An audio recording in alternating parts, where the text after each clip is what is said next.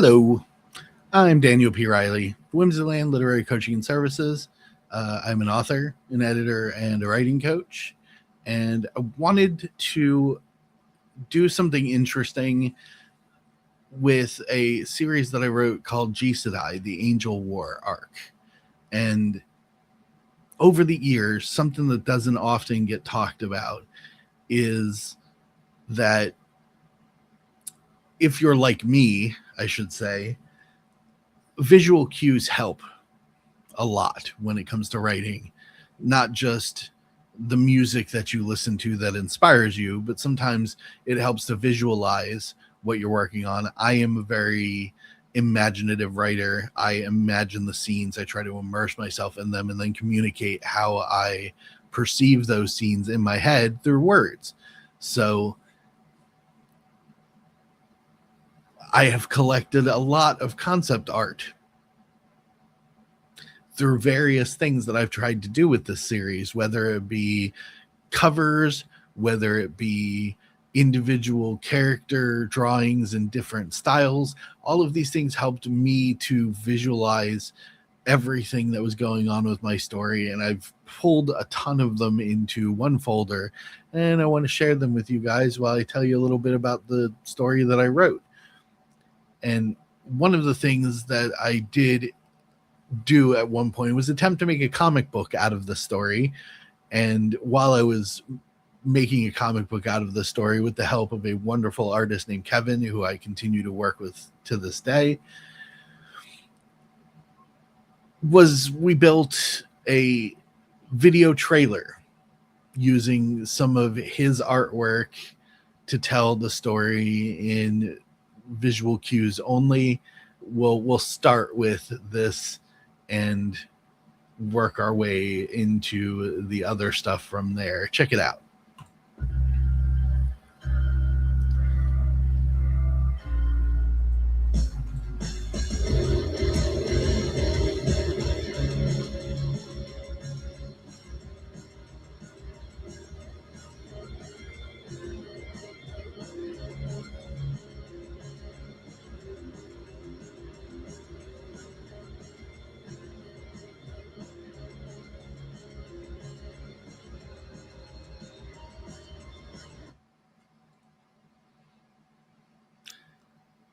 So yeah,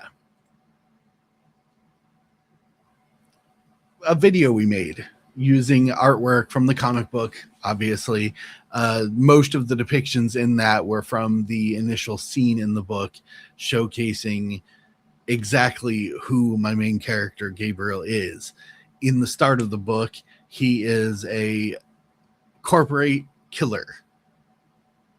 He was not just hired, but sort of bred by a future corporation in a distant, somewhat, I guess, autocratic corporate dystopian world, Tokyo, in the far future, to be an assassin. And his job was to eliminate the competition, literally, and using some. When I designed the concept for the story, what I was looking for was how to blend the weapons and culture that most of us understand from, say, manga, however you want to say it, and anime. I'm American. I say manga. I apologize. Blend those concepts into a future setting that didn't really need them, because you can imagine that the future should have like laser weapons and things like that, but it doesn't. And the reason for that was the background of the story is that there was a very big and violent war, and Tokyo walled itself off to protect its citizens, and then just got comfortable in that shell being run by the corporations within it. And after a while, once the corporations started fighting amongst each other for control, a concept of historical Japan and possibly other Asian nations, the low war, which is the hidden war. What you don't see is it seemed to work for me. So I was reading into that, and what it is essentially subterfuge, assassination, political maneuverings, things like that. And so I took that concept and went, okay, what if the corporations created clandestine operatives to mess up the other corporations? And that helped me develop the background for the story and helped me further develop the character of Gabriel that I started with.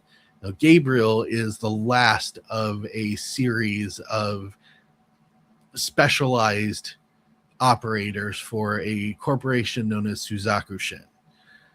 They specifically deal mostly in medicine. And one of the things that the company had wanted to do was obviously take medicine to the next level. So they were working on, creating organs for transplants in order to heal people. They created drugs that made people better and sometimes made people worse, obviously, as these things go. And then they started delving into things like cybernetic enhancements and its inevitable conclusion, nanotechnology inside the human body. The last of which was Gabriel. Now, Gabriel was the guinea pig for an experiment that allowed a colony of nanomachines to live inside of a human body and be controlled by that human body due to an implant that was put in the human brain.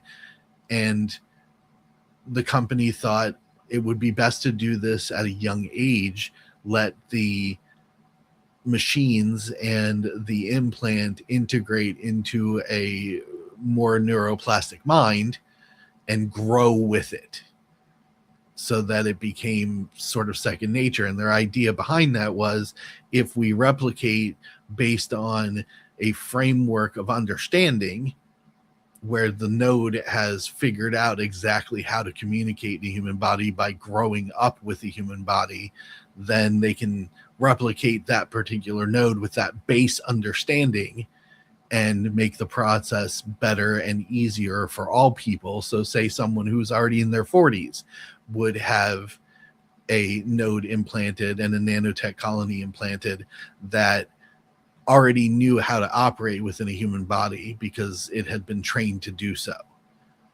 instead of the potential for, say, what's the medical term?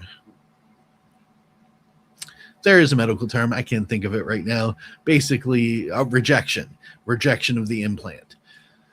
So Gabriel is the only one of these operatives that has a fully controlled and almost subconscious colony of nanotechnology inside of him. Tiny organisms that live within his body. They give him superhuman abilities. And those superhuman abilities are based around our physiology. So, for example, the colony could trigger the amygdala and relevant parts of the body there to put a person in a highly adrenalized state. They would move faster, or they would hit harder, or be able to lift things that a human normally wouldn't be able to lift, like those wonderful stories we hear of frightened mothers lifting cars off of their children. On top of that, the obvious one is it can suffuse itself through the body to heal wounds and repair damage. They could rapidly accelerate cellular growth, essentially causing very dangerous injuries to heal within minutes or seconds, depending upon the severity, instead of it taking days, weeks, months, years, etc., to get over something. And same thing down to an even simpler level with the repairing of bone. This made Gabriel highly effective at what he did. And in order for Suzakushin Corporation, and specifically the leader of this project, who was also the leader of the operative unit, who went by a code name Genbu, forced Gabriel into a life of isolation, essentially made him a weapon, not a person. He was given a home, but he was trained to live in an extremely simple manner. He ate only what he needed to nourish his body. He slept. He only left his apartment to carry out the company's orders. And then he came back and he sat and he waited for more orders. And that was his life for 12-ish years, almost 13 years. Until after one such mission, which we saw in the video that was produced with the comic book illustrations, one night after completing his mission, he was returning to his home to await further instructions when a young woman crashed into him, literally. That wonderful trope, chaos in and of itself. Now, what you may not know is that if you've never read the books, if you're just experiencing this for the first time, the girl in the raincoat her name is Hannah, and she has lived a horrible existence. She grew up quite happy, and she grew up in a loving household, but as sometimes happens, mistakes are made and life can take a dark turn. What happened to her was that her father ran afoul of some people, owed them money that he could not pay back, and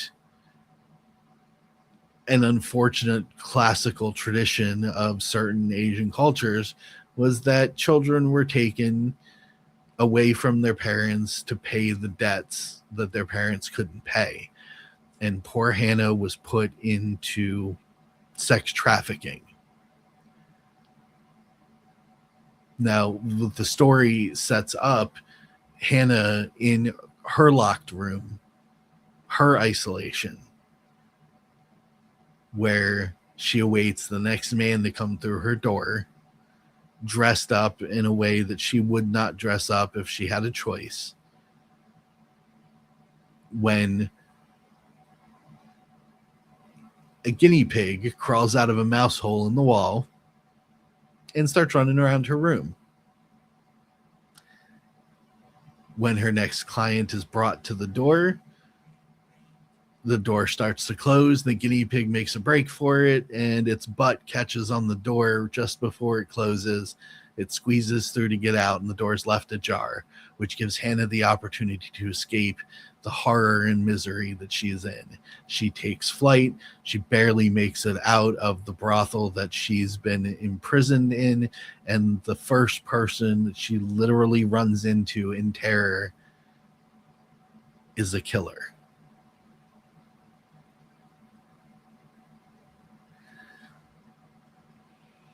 Now, Gabriel doesn't know anything about the world. He's been in isolation for 12 years. He knows to put his suit on.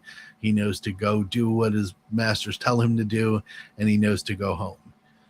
But everyone remembers who they were when they were young eventually. There are parts of our psyche that hold from when we were children. And Hannah, with the guinea pig in tow, crashes into Gabriel, begs for her life, and he dismisses her. And he doesn't change his mind until she puts herself aside and begins to show her concern for this guinea pig.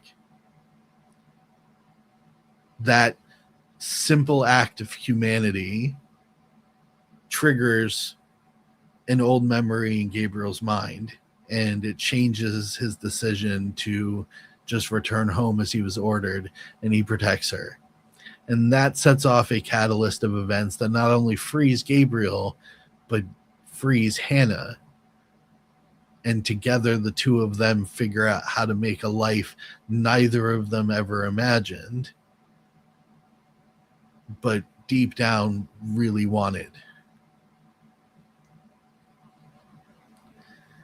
In having to do so, Gabriel has to battle not only Suzakshin Corporation itself, but the rest of his team of elite operatives known as the Suzakushin Holy Eight, each one of them named after archangels.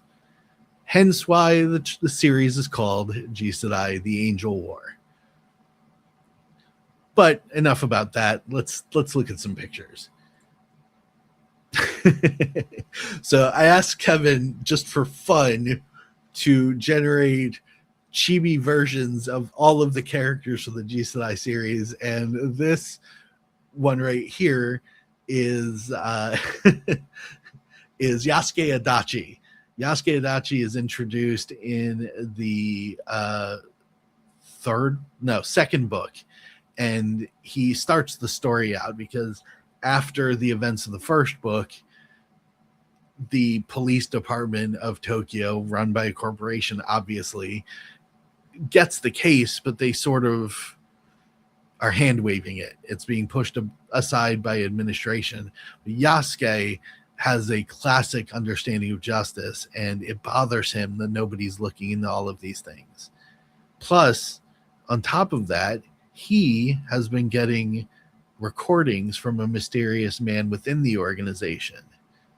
So he's been fed evidence to prove that not only is Suzakushin doing some stuff that it shouldn't be doing, but all the corporations are responsible for these strange events that have been happening for decades.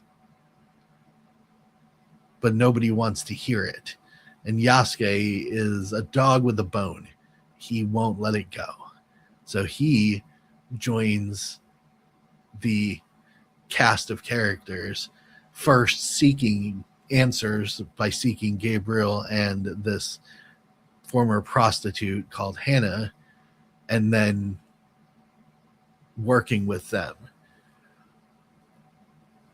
Now, Yasuke has that classic, manga character style with the coat and the gun and everything, and I think Kevin did a wonderful job doing that. This is actually I went with Grok and had Grok dream up Yasuke Adachi, and this is what we came up with together as a physical style. So it's interesting that his drawn representation wasn't that off. I'm pretty proud of my ability to explain what my characters look like. That's a AI version of Gabriel that I had Grok do just for fun. AI version of Hannah just for fun. And that is the rendering of my personal favorite character, one that I did not design on purpose. His name is Sato Hasegawa. And he appeared Athena-like out of my brain one day while I was writing the first book. Gabriel and Hannah finally made it out of Tokyo fighting for their lives and fled into the war-torn wastelands outside of the sealed city. And they took refuge in what they thought was an abandoned church to rest for a little bit and figure out what they were going to do next. When an old man appeared, peeking his way through the busted walls, trying to figure out where the noise was coming from, because he's been living out there by himself all this time, taking care of his family home and the church that his family took care of when the world was right. And I didn't plan him, but I absolutely love him. Did a whole spread. The young man in the corner there is Oz. We'll get into him a little bit more. There you go. Bigger image of Oz. So Oz ends up being a sort of love interest for Hannah later in the story. Oz is a wild child and a member of one of the gangs in Tokyo. And the gangs are contracted by Suzakushin to be their eyes and ears and help them find Gabriel and Hannah. He succeeds, but he kind of finds himself enamored with the woman that Hannah has become now that she is freed from the shackles of literal sexual slavery and gets the chance to be a real person again. That's my one of the two banners I made, and yeah, I was kind of freaking out because if you'll notice, I don't know if you can tell, but my name is just slightly too small on the third Jisedai book. But these are the covers that I had commissioned.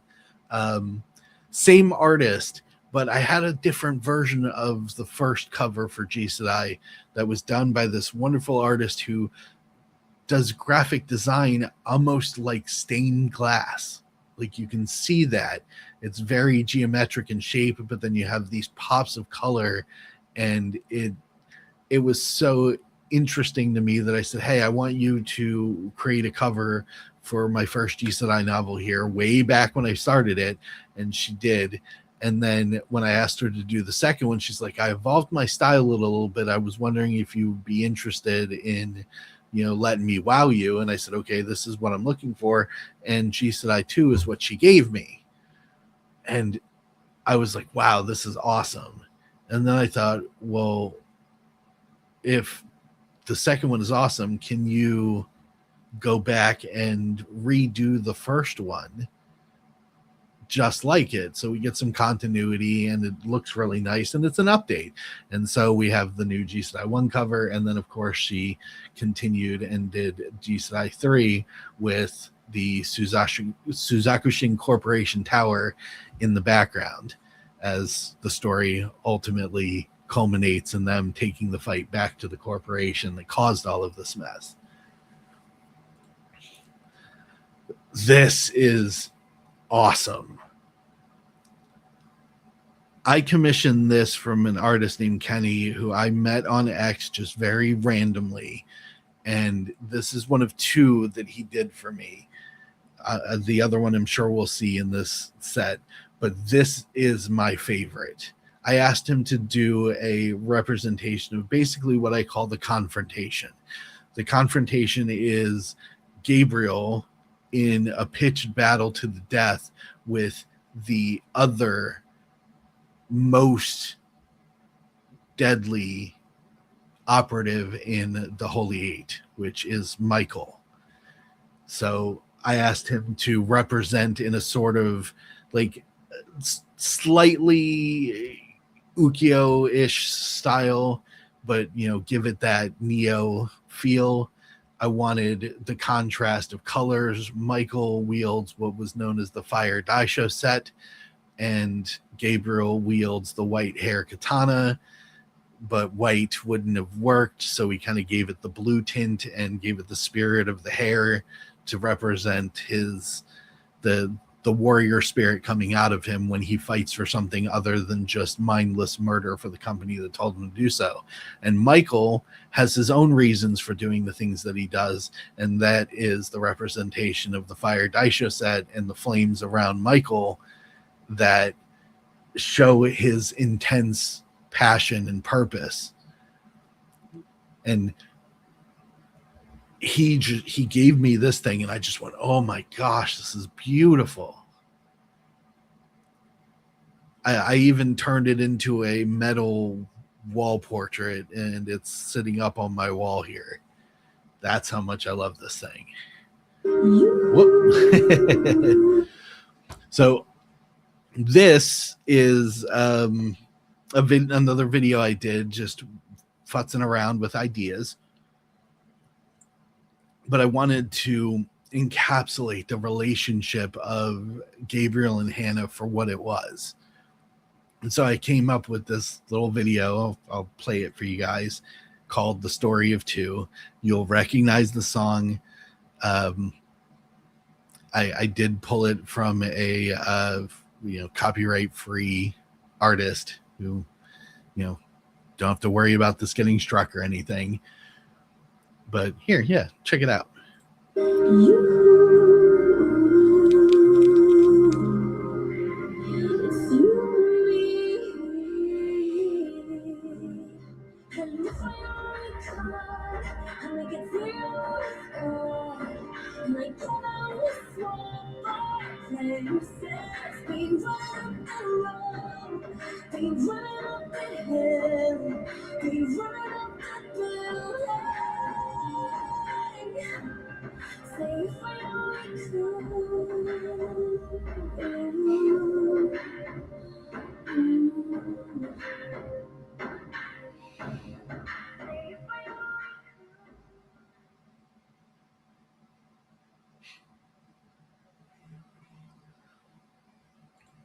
So yeah, there that was the story of two.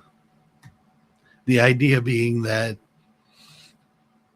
while Gabriel suffers physically, fighting all the time to protect Hannah from his own people who he knows are extremely dangerous and the world itself, Hannah is trying to emotionally anchor him. She wishes she could fight alongside him, and that is her story through the trilogy, that she grows from an innocent victim to an active and what's the word I'm looking for? Actualized young woman. She begins to train with weapons. She learns from Gabriel how to defend herself with the mind that if she's standing beside him, then she can save him too.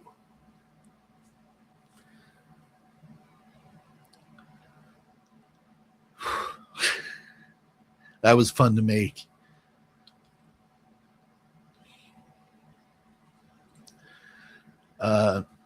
Comic book number 2 and a panel that showed all of the other members of the Suzakushin Holy Eight, every part of the program, and then if you see up top the old man there, his name that is Gembo.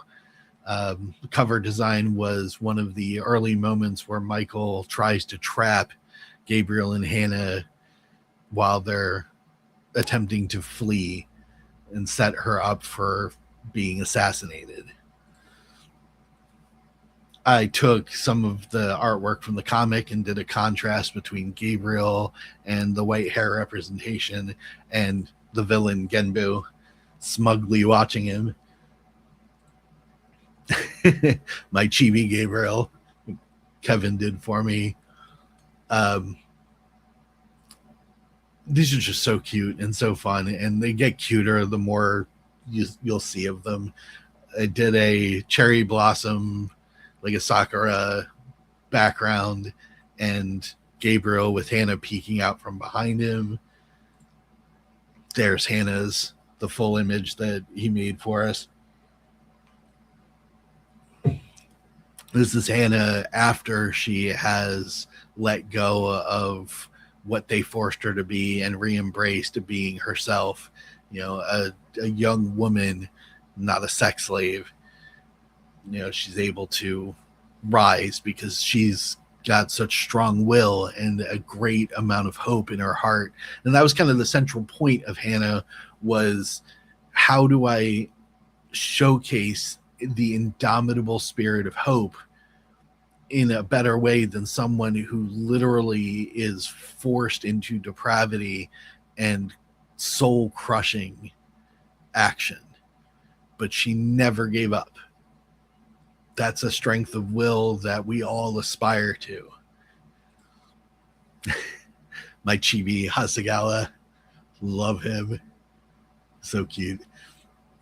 That was Kevin's interpretation of Hasegawa for the comic book. What I did there, the reason that you see some color sometimes, even though most of it is black and white, was we did the comic book in black and white, but then I was thinking about doing some crowdfunding, and I thought, how can I make this special for those who pick up the crowdfund and ultimately help me keep producing this comic book based on the story that I've written. And then my daughter and I came up with the interesting idea of what we called color pop, which is very similar to like the reds in Sin City. But instead of just doing that, where it's just like the red and maybe some yellow for a person's sallow skin or something, we did individual things per panel that specifically drew attention to details. So that's why you see the blue vest on an otherwise black and white image. That's comic cover 1 and 2, all done by Kevin. Another one. These are variants for the Color Pop editions. This was done by Sean Stevens. It's really cool. Beautiful manga style. art with a character that was in book 1. She works for Suzakushin Corporation as a security guard and sniper. And of course, Hannah and her crosshairs. This actually, I asked Sean Stevens to do a Punisher style cover, and this is what he gave me, and it just beautifully, beautifully done. Oh.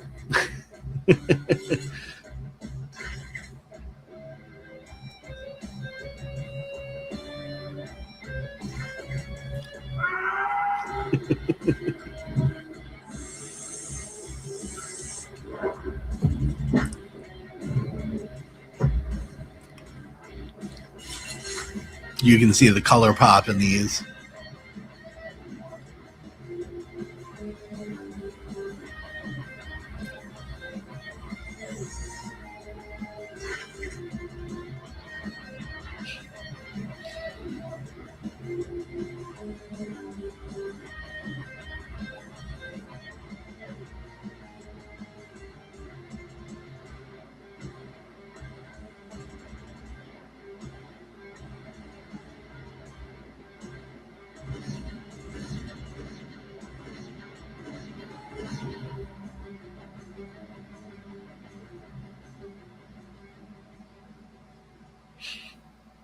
As a teaser video that I designed or had designed, a wonderful buddy of mine put this together, and that was for the cover reveal of the second comic book issue when we got it all ready to go.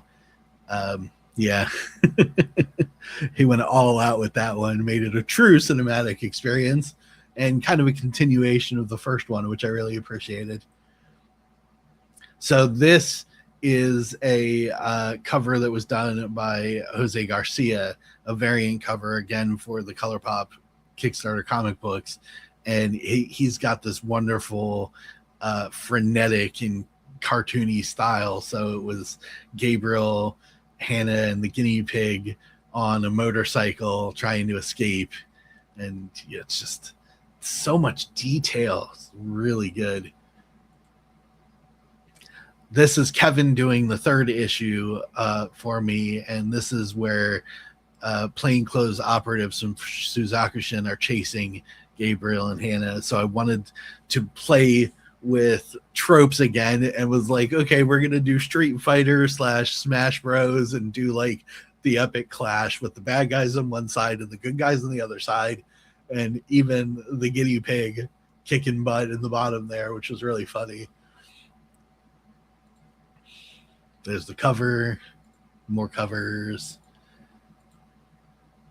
and the second splash I did with like a Tokyo alley in the rain in the background.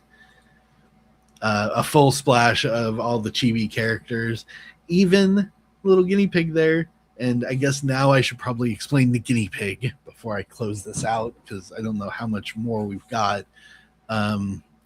So the guinea pig, originally when I storyboarded Jisedai, I had actually wanted to use a cat as the catalyst for Hannah's escape, like just a precocious cat. It seemed like the right trope, but then some tragedy struck in my household. My beloved daughter, when she was young and I was writing the first book and storyboarding everything, putting it together, her guinea pig passed away.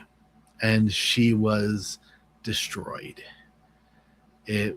She was so hurt by it. It's the first time a pet had ever passed for her, and we took care of everything that needed to be done. But then I was just sitting in my room in front of the computer thinking about how sad she was and how much we all really loved this runty little guinea pig that looked bigger than it did because of all the fur, like bigger than it was because of its fur. And my brain just said, put it in the book. So I changed the cat out for a guinea pig, described our beloved animal, and even gave it the name my daughter gave it, which was Heaven, and came up with a reason for Hannah to name it that, which actually worked really well for the characters in the story, because it had relevance to Gabriel as well. And yeah, that's why there's a guinea pig in my character lineup, because he's not just a pet, he's a part of the crew in his own little way. And now my daughter's first pet is immortalized in fiction forever. There's cover number 2, cover number 1, more covers. Oh, yeah, mailing address I made out of that one image.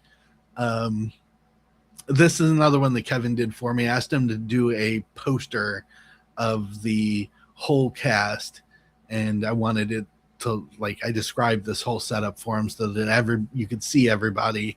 You know, Adachi's ready for war, Oz is there to take action, Mr. Hasegawa is watching, ready to react if necessary. Hannah is herself. She's actualized. She's got her sword, and Gabriel standing watching over everyone with the moon in the background. It was just a really cool visual that I came up with, described it to Kevin, and this is what he created for me. I think it's absolutely fantastic. Oh, that was another video I did.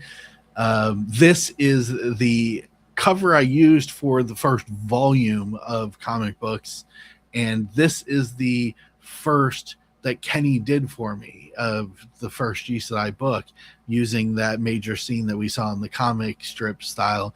This was how I described it, and this is Kenny's design for it. So good, like the realistic detail, and I love the way he, you know, kind of flattened Gabriel's hair with the rain.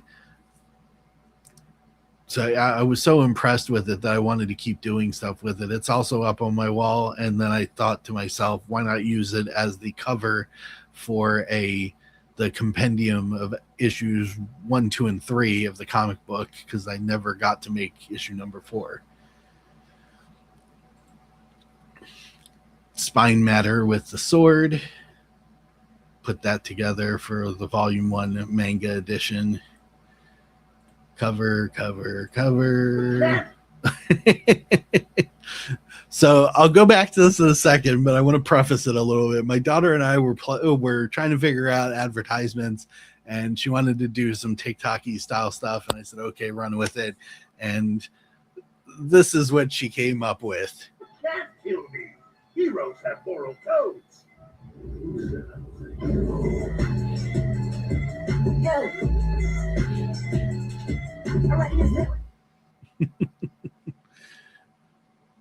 Pretty good, I have to say.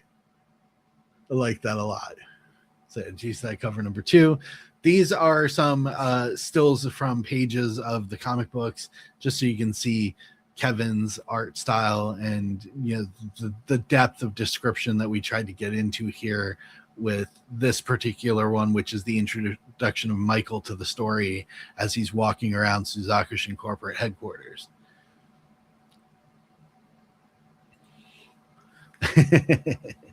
And that is Oz in chibi form.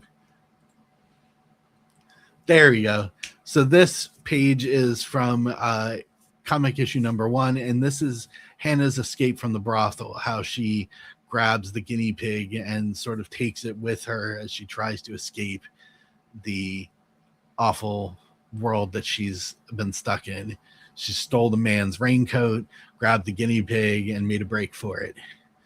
And even the guinea pig wasn't letting anybody stop them from getting away, because as soon as that guy grabs her, guinea pig pops up, stretches out, and takes a bite out of him to free her. And that's what I mean. The Heaven is not just a mascot. Heaven is an active participant in the war.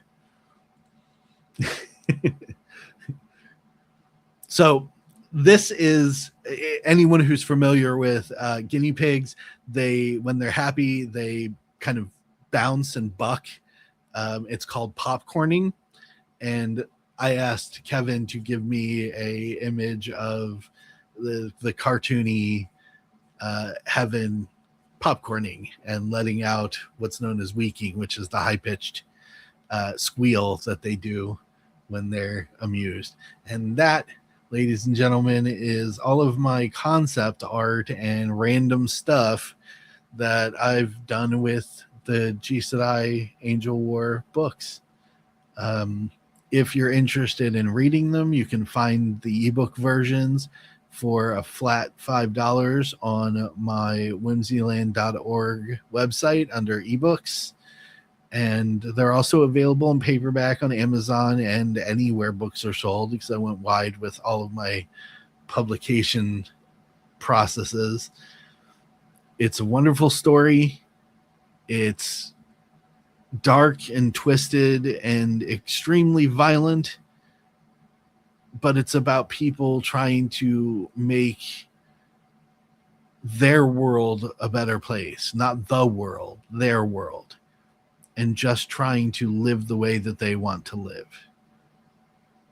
And I think everybody can kind of resonate with that, and how once you start living who you really are, your family will find you.